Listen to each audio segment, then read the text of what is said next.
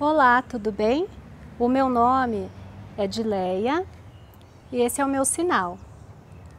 Bom, eu sou professora aqui da Universidade Federal de São Carlos, no Departamento de Psicologia. Trabalho numa linha de pesquisa relacionada à língua de sinais, educação bilíngue, que é o acesso do estudante surdo ao ensino superior com o uso da nota obtida no Enem. O acesso do estudante surdo ao Enem é um problema que tem se constituído ao longo dos últimos anos, mesmo com a garantia do atendimento diferenciado a esse público. O Enem, ele possui uma especificidade, que é o que está relacionado à introdução do tema da pesquisa, que é ele ser um exame em larga escala, criado com a finalidade de avaliar uma pessoa que concluiu o ensino médio. Então, boa parte das universidades públicas aderiu 100% ao uso da nota do Enem. Por conta disso, como se daria o acesso do estudante surdo se ele não tiver um bom desempenho nesse exame? E aí eu parti então para uma análise mais condensada dos dados, que teve como foco um percurso metodológico que começou com a análise descritiva, então a análise de microdados do Censo da Educação Superior e do INEP, e posterior a análise de desempenho na resolução de questões, itens dessa prova. Com base nisso, nós tomamos como um critério que seria delimitar a análise e o estudo, direcionando para o acesso do estudante surdo a partir da sua opção de atendimento diferenciado, e ali eu vou ver, eles solicitaram intérpretes, solicitaram acessibilidade em língua de sinais, qual foi o desempenho desses estudantes?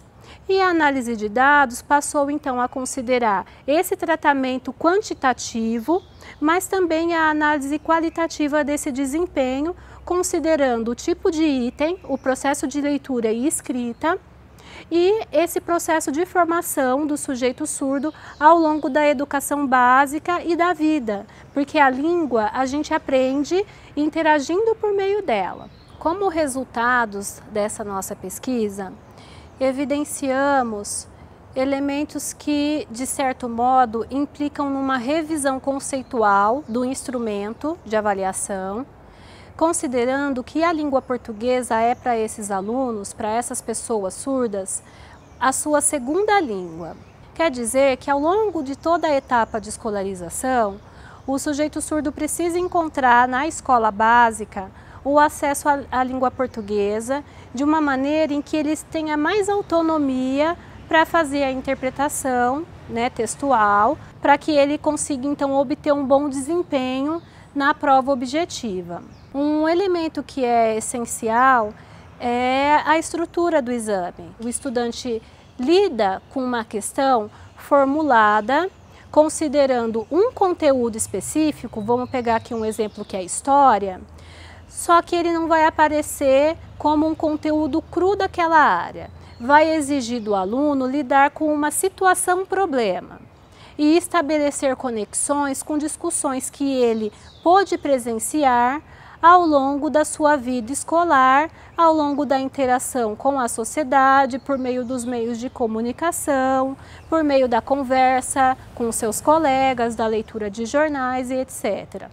E nesse sentido, o fator comunicação é algo realmente limitado no nosso país. Boa parte das emissoras de TV sequer tem à sua disposição um mecanismo de legenda, e a maior parte dos programas não contempla a tradução para a língua sinalizada. Por último, cabe destacar que entre os resultados até então identificados ao longo dessa pesquisa, está o desempenho relacionado ao tipo de recurso de acessibilidade solicitado pelo participante. Então, é possível observar uma certa relação entre a solicitação da Libras e da interpretação na nota que aquele mesmo participante obteve. É possível entender que de alguma maneira existiram outros fatores que dificultaram a compreensão daquele item, considerando que esse estudante não teve acesso à língua portuguesa como uma segunda língua, né? Então eu penso que essa pesquisa ela tem contribuído para problematizar o que se entende como acessibilidade no campo educacional, né?